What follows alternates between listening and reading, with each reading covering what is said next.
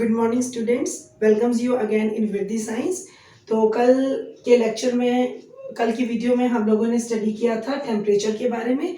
तो आज हम लोग स्टडी करेंगे नेक्स्ट एबायोटिक फैक्टर, जल के बारे में। तो जैसा कि अपने को पता ही है, जल जो है वो हमारी प्लांट्स के लिए या किसी भी तरह के एनिमल्स की बॉडीज के लिए बहुत ज़रूरी है, क्योंकि जो कोशिकाएं होती हैं उसके अंदर प्रोटोप्लाज्म जो है, जिसको हम जीव द्रव्य बोलते हैं, वो जल के द्वारा ही निर्मित होता है। तो सबसे पहले हम जानेंगे कि इसकी फिजिको केमिकल कैरेक्टरिस्टिक्स क्या होते हैं। फिजिको केमिकल कैरेक्टरिस्टिक्स को जानने की ज़रूरत इसलिए है क्योंकि जब हम जल के बारे में स्टडी करते हैं तो उसमें दोनों तरह के ही गुण होते हैं, जिसके आधार पे जो एनिमल्स हैं या प्लांट्स हैं वो सरवाइव कर सकते हैं। तो फिजिको का मतलब होता है फिजिकल कैरेक्टर्स, फिजिकल स्ट्रक्चर, जिसके अंदर हम लोग अलग अलग टॉपिक्स, मतलब अलग अलग पॉइंट्स के बारे में मैं बताऊंगी। जैसे भौतिक गुण, भौतिक गुण कौन से होते हैं? भौतिक गुण वो होते हैं जो कि उसमें प्रेजेंट है, और वो भौतिक गुण जो है वो किसी भी तरह से कोई केमिकल रिएक्शन करके चेंज नहीं होते, वो एज इट इज रहते हैं। और दूसरा है रासायनिक गुण, यानी कि पानी के अंदर डिफरेंट टाइप के साल्ट्स होते हैं, उसके अंदर आयंस होते हैं, उसके अंदर ये आयंस और साल्ट्स जो हैं वो कहीं ना कहीं रिएक्ट करते हैं, और रिएक्ट करके वो उसके कंसंट्रेशन लेवल को, पीएच वैल्यूज को डिफरेंट करते हैं।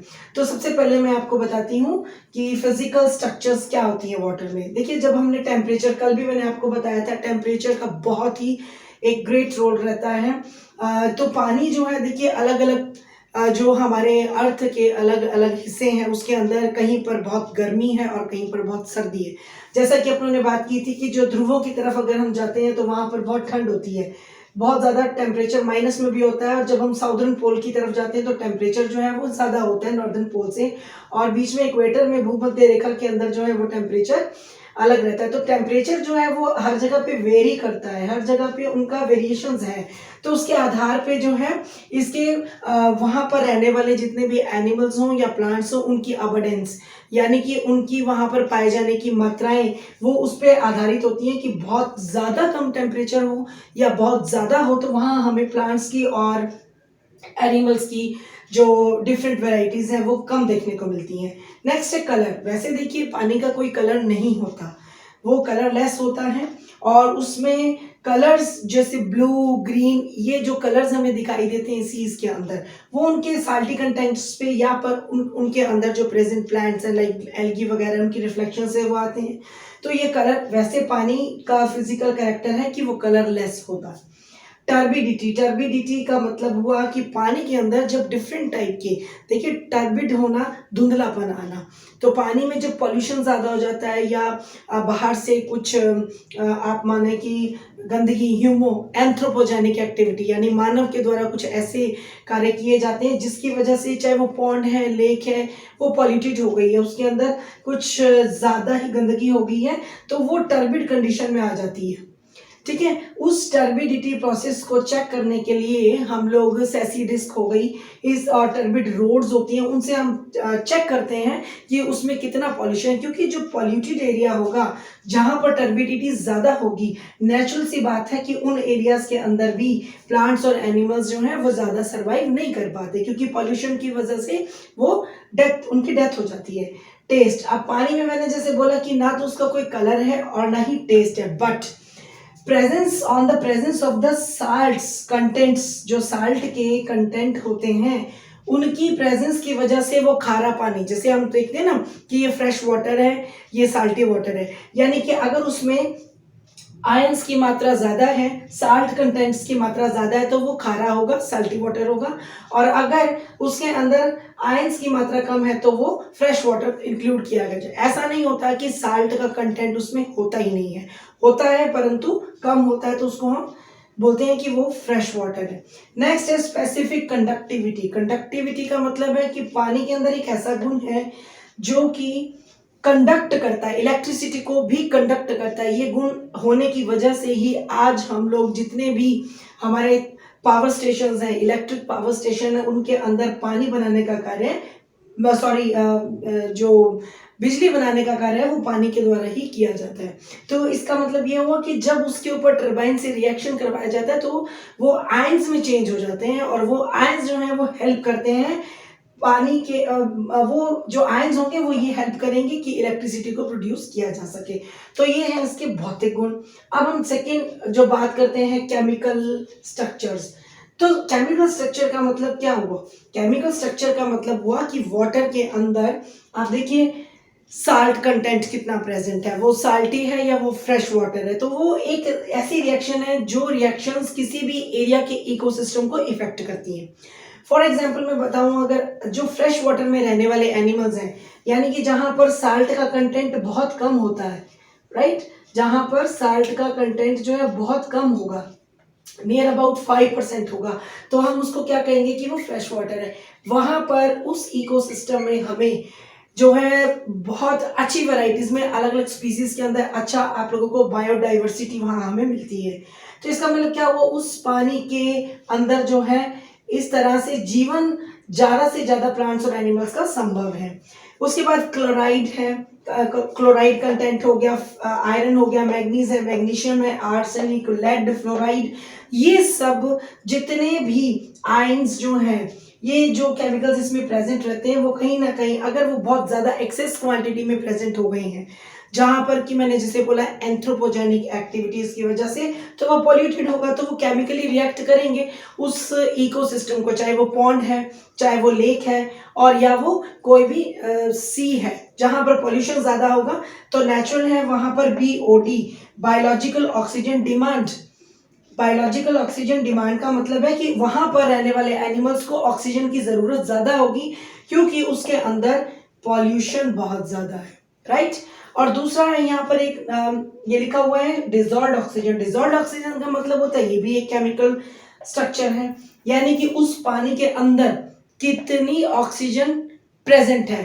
अगर वहां पर अच्छी ऑक्सीजन की मात्रा प्रेजेंट है तो इसका मतलब है कि वहां पर जितने भी प्लांट्स हैं या एनिमल्स हैं they can survive betterly, right. तो ये है इसके फिजिको केमिकल कैरेक्टरिस्टिक्स वाटर के, क्योंकि अलग अलग जगह पर, सभी जगह पर वाटर का लेवल कभी भी सेम नहीं होता। किसी जगह पर बारिश बहुत ज्यादा आती है, कहीं कम आती है, तो उसके आधार पर डेजर्ट का बनना, कहीं पर बहुत ज्यादा फ्लडी केसेस हो जाना, इस तरह से जो केसेस बनते हैं, अलग अलग इकोसिस्टम्स बनते हैं, वो डिपेंड करते हैं कि कैसा वहां पर जो लेवल है पानी का। तो अब हम नेक्स्ट में आपको इसमें पॉइंट बता रही हूं कि कौन कौन से बेसिस हैं जिनके आधार पे हम डिस्ट्रीब्यूशन करते हैं। देखिए अब नेक्स्ट टॉपिक हम कर रहे हैं कि distribution of plants on the basis of presence of water, यानी कि पानी की मात्रा के आधार पे जो प्लांट्स हैं उनको हम 3 कैटेगरीज में डिवाइड कर सकते हैं, राइट। तो first is xerophytic plants, mesophytic plants and hydrophytic plants, right। देखिए जीरोफाइटिक प्लांट्स का मतलब है, जीरो मीन्स जहां पर पानी की मात्रा बहुत कम होती है, इसको आप हिंदी में बोल सकते हैं मरूदबिद। पौधे ये होते हैं समोदभिद, सम मात्रा में, एंड दे आर कॉल्ड जलोदभिद, ठीक है। हिंदी में मैंने आपको नाम बता दिए। जीरोफाइटिक का मतलब है यहाँ पर पानी जो है बहुत कम मात्रा में रहता है, जहाँ बारिश बहुत कम होती है वहाँ पानी बहुत कम मात्रा में रहता है। तो ऐसे प्लांट्स, उनके अंदर कुछ अडेप्टेशंस हो जाती हैं, जैसे उनकी क्यूटिकल जो है वो मोटी हो जाती है और उनके जो पत्तियां होती हैं वो थॉर्न्स में, कांटों में चेंज हो जाती हैं, ताकि वाष्पोत्सर्जन की प्रक्रिया के दौरान पानी जो है वो अधिक मात्रा में बाहर उसका लॉस नहीं हो और ट्रांसपिरेशन प्रोसेस जो है वो धीरे हो जाए, कम हो जाए, तो वो अपने आप को सर्वाइव कर सके। मीजोफाइटिक जो प्लांट्स होते हैं इसका मतलब होता है ये समोदभिद का मतलब है इसमें ना पानी ज्यादा मात्रा में है ना ही वो कम मात्रा में होगा। तो ऐसे प्लांट्स जो है वो ऐसे एरियाज में ही सर्वाइव कर सकते हैं जहाँ पानी की मात्रा ठीक ठीक होती है।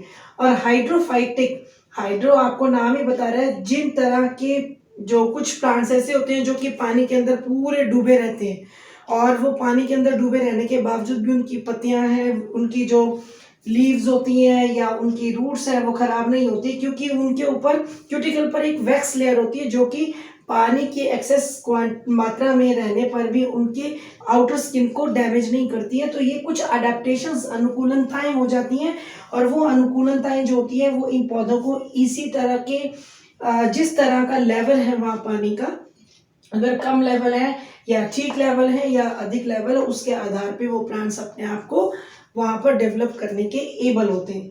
ये तो था कि प्लांट्स को हम लोगों ने डिवाइड किया कि पानी का लेवल कैसा रहा। अब हम एक लेवल और है जिसमें हम लोग साल्ट, पानी के अंदर जो साल्ट प्रेजेंट होता है उसको एनिमल्स, ऑर्गेनिजम्स या प्लांट्स जो है वो किस तरह से वो सहन कर सकते हैं, सहिष्णु कर सकते हैं, उसको टॉलरेट कर सकते हैं। तो साल्ट की टॉलरेंस बेस पर, साल्ट के टॉलरेंस बेस पर अगर आप डिवाइड करते हैं तो ऑर्गेनिजम्स दो तरह के होते हैं। एक होता है euryhaline and one is stenohaline, right. Eury means when the wide range is there. मैंने कल भी हम लोगों ने टेम्परेचर के अंदर भी डिस्कस किया था कि यूरी और स्टीनो दो साइंटिफिक वर्ड है, और ये होता है नैरो रेंज का, इसका मीनिंग है नैरो रेंज, राइट। तो वाइड रेंज का मतलब है, हेलाइन का मतलब है कि जिस पानी में साल्ट का कंटेंट बहुत ज्यादा होता है, यानी उसमें वो ऑर्गेनिज्म अपने आप को रहने योग्य होते हैं, उसको हम बोलते हैं यूरी हेलाइन ऑर्गेनिजम्स, यानी कि अधिक मात्रा में साल्ट प्रेजेंट होने पर भी वो वहां पर जिंदा रहते हैं। और स्टीनो का मतलब है नैरो रेंज ऑफ साल्ट, तो इसका मतलब है कि उसमें साल्ट की कंटेंट जो है वो कम है। तो इसको हम कह सकते हैं कि फ्रेश वाटर इकोसिस्टम के अंदर रहने वाले स्टीनो हेलाइन टाइप के होते हैं, और हाइपर सैलाइन लगून्स के अंदर या बहुत ज्यादा साल्टी खारे पानी के अंदर रहने वाले जो एनिमल्स या ऑर्गेनिजम्स होते हैं वो they have the wide range of the salt tolerance power, so they are the euryhaline. तो इनको हम दो में डिवाइड करते हैं। अब थर्ड एक और लेवल बनता है जिसको हम बोलते हैं कि हम कुछ ऑर्गेनिजम्स को या हम पानी को, ये तो था साल्ट की टॉलरेंस के आधार पे, अब हम बात करते हैं साल्ट की कंसंट्रेशन के आधार पे। कंसंट्रेशन यानी कि सांद्रता, right, on the basis of salt concentration. अगर साल्ट कंसंट्रेशन के बेस पर आप डिवाइड करते हैं तो वाटर का जो इकोसिस्टम्स है वो तीन तरह के बनते हैं, ठीक है। साल्ट कंसंट्रेशन के बेस पर तीन तरह के बनते हैं। एक होता है इनलैंड वाटर, एक होते हैं sea water, and third one is hypersaline lagoons, right? Inland water, sea water and hypersaline lagoons, they are divided on the basis of salt concentration. Salt की यानी कि जो वहां पर जितने भी साल्ट है उनकी सांद्रता के आधार पर जो है हम डिवाइड करते हैं। जैसे इनलैंड वाटर का मतलब होता है यहाँ पर साल्ट का कंसंट्रेशन 5% से भी कम होगा, तो इसलिए ये पानी को हम कह सकते हैं कि फ्रेश वाटर इकोसिस्टम जो होते हैं दे कंटेन्स फ्रेश वाटर इकोसिस्टम्स, दे कंटेन्स इनलैंड वाटर टाइप, क्योंकि वहाँ साल्ट बहुत कम है तो वहाँ पर रहने वाले जो ऑर्गेनिजम्स होंगे दे आर एबल और they are adapted to live in this type of water, right. Second है सी वाटर। सी वाटर का मतलब है यहाँ साल्ट होगा प्रेजेंट, लेकिन उसकी परसेंटेज आप माने कि 30 to 35% जो साल्ट कंटेंट है that is present in the water. So इस तरह के पानी के अंदर जो ऑर्गेनिजम्स हैं they are able only to survive in this type, they are not able to survive in inland water, क्योंकि अगर आप इनलैंड वाटर के किसी भी ऑर्गेनिज्म को सी वाटर में ट्रांसफर कर देंगे या सी वाटर के ऑर्गेनिज्म को इनलैंड वाटर में ट्रांसफर कर देंगे तो साल्ट की मात्राओं की कंसंट्रेशन अलग अलग होने पर वो सर्वाइव नहीं कर पाएंगे और वो डेड हो जाएंगे। अब थर्ड टाइप है हाइपर सैलाइन लेगून। हाइपर का मतलब भी होता है बहुत ज्यादा, सैलाइन का मतलब है साल्ट का कंटेंट। जब साल्ट जो है दैट इज मोर देन ये जो है that is more than 100%, presence of salt is more than 100%. तो they make the hyper सेलाइन and lagoons. तो उस लेगून्स आप कह सकते हो कि समुद्र से कुछ साइड में हटा हुआ या कटा हुआ ऐसा हिस्सा जिसके अंदर साल्ट की मात्रा बहुत ज्यादा होती है, उसको बोलते हैं हाइपर सेलाइन लेगून्स। तो ये जो 3 टाइप्स हैं, these all 3 types are divided on the basis of salt concentration, right. ये साल्ट की सांद्रता के आधार पे। अब हम बात करते हैं जल चक्र, water cycle. Why it is important in this topic? Water cycle क्यों इंपॉर्टेंट है? देखिए, वाटर साइकिल का मतलब है जल चक्र, यानी कि जल चक्र में 2 तरह की प्रक्रियाएं होती हैं। जल चक्र में 2 तरह की प्रक्रियाएं होती हैं। अगर आप बात है कि ये सपोज कीजिए दीज आर द क्लाउड्स, तो क्लाउड्स जो है वो रेन्स के रूप में जो है पानी आया और नीचे ये अर्थ सरफेस पे डिफरेंट सरफेसेस हैं अर्थ सरफेस के ऊपर, और ये जो पानी है ये यहाँ पर, इसको हम बोलते हैं प्रेसिपिटेशन, प्रेसिपिटेशन, ठीक है। और यहाँ से जो पानी है वो वापस इवेपोरेट होता है और इवेपोरेट होकर ऊपर क्लाउड्स की फॉर्मेशन करता है, बादल्स बना देता है, बादल बना देगा, और इस प्रोसेस को कहते हैं इवेपोरेशन। तो आप कह सकते हो कि प्रेसिपिटेशन अवक्षेपण प्रक्रिया से और इसमें इवेपोरेशन वाष्पोत्सर्जन की प्रक्रिया के द्वारा ये साइकिल जो है वो चलता रहता है। इस साइकिल को हम क्या कहते हैं? यहाँ से ये प्रेसिपिटेशन हुआ, पानी आया और ये यहाँ से इवेपोरेट होकर बादल बने, फिर दोबारा ये प्रोसेस चला, तो ये साइकिल अर्थ के ऊपर चलता है, जो कि पूरे प्लांट्स और एनिमल्स जो धरती पे रह रहे हैं, चाहे they are inland water, they are in sea water, they are in the hyperhaline type of water, but they have to survive. उनको survive होने के लिए जल की ज़रूरत है। तो इस प्रोसेस के बगैर जो है वो नहीं हो सकता, ये नेचुरल प्रोसेस है which is occurred in the environment। अब आप देखिए कि प्रेसिपिटेशन जो है वो किसी भी फॉर्म में हो सकता है, जो बहुत ज़्यादा ठंडे इलाके में, क्योंकि हम इकोलॉजी में ओनली वन एरिया की बात नहीं करते, we are just talking about the all areas which are present on the earth. सो ऐसे भी एरियाज हैं जहाँ पर स्नोफॉल होती है, तो that is also one type of precipitation, ठीक है। ऐसे भी एरियाज हैं जहाँ रेनफॉल होती है, तो rainfall is the very simplest type, बहुत सिंपल टाइप है। और ओस के रूप में जो है गिरते हैं, जब पानी जो है वो बादलों से गिरता है, तो ये प्रेसिपिटेशन प्रोसेस है। जब ये नीचे धरती पर गिरेगा तो ये लेक्स में भी जाएगा, झीलों में जाएगा, महासागर में जाएगा, ओशंस में जाएगा, मैराइन्स में जाएगा, everywhere where the you can say कि जितना भी हम लोगों के पास में एक्वाटिक इकोसिस्टम है वहाँ पर पानी जाता है। तो ये सारा का सारा पानी वहाँ नहीं जाता है। तो अगर आप देखें तो 45% ऑफ वाटर जो बारिश से पानी आया है, तो इसमें 45% ऑफ वाटर नियर अबाउट, उसको बोलते हैं हम रन ऑफ वाटर, बहता हुआ पानी, ठीक है। ये पानी जो है वो कहाँ चला जाएगा? लेक्स में जाए, पॉन्ड्स में जाए, जो नेचुरल रिजर्वियर्स हैं जो कि अर्थ के ऊपर प्रेजेंट है। धरती पर जितने भी जलाशय हैं वो लेक्स में, रिवर्स में, सीज में या मैराइन्स, कहीं पर भी, तो जहाँ पर बारिश होगी तो इसका 45% वाटर जो है वो रन ऑफ वाटर कहलाता है। अब जो 35% वाटर होता है वो ऐसा नहीं होता कि वो सारा का सारा अर्थ में गया, वो इवेपोरेट हो जाता है, that is evaporated, right? And 20% water is only present which goes inside the earth, inside the earth। धरती के अंदर सिर्फ 20% पानी ही जाता है, जो कि धरती में रहने वाले प्लांट्स जो वो अपनी रूट से उनको एब्जॉर्व करते हैं वहां से लेगा। तो ये 20% वाटर जो है वो धरती पे रहने वाले प्लांट्स हो गए, माइक्रोब्स हो गए या ऑर्गेनिजम्स हो गए, उनके सर्वाइवल के लिए वहां से ये जाता है। इस तरह से ये वाटर साइकिल जो है बहुत ही इफेक्टिव रहता है। तो ये सारा जो है हमने आज इस वीडियो के अंदर स्टडी किया, वाटर के फिजिको केमिकल स्ट्रक्चर्स और उसके अलग अलग बेसिस के आधार पे उनको हम किस टाइप्स में डिवाइड कर सकते हैं। तो ये नेचुरली एक सेकेंड एबायोटिक फैक्टर था टेम्परेचर के बाद में। तो आई होप कि आपको ये पूरा टॉपिक जो है समझ में आ गया होगा, तो इसको और अच्छे थॉरली स्टडी कर लीजिए। नेक्स्ट वीडियो में we will study about the next 2 abiotic factors which are living now, जो रह गए हैं। एक सॉइल एडाफिक फैक्टर सॉइल है और एक लाइट के बारे में, तो वो नेक्स्ट वीडियो में हम करेंगे। Thank you.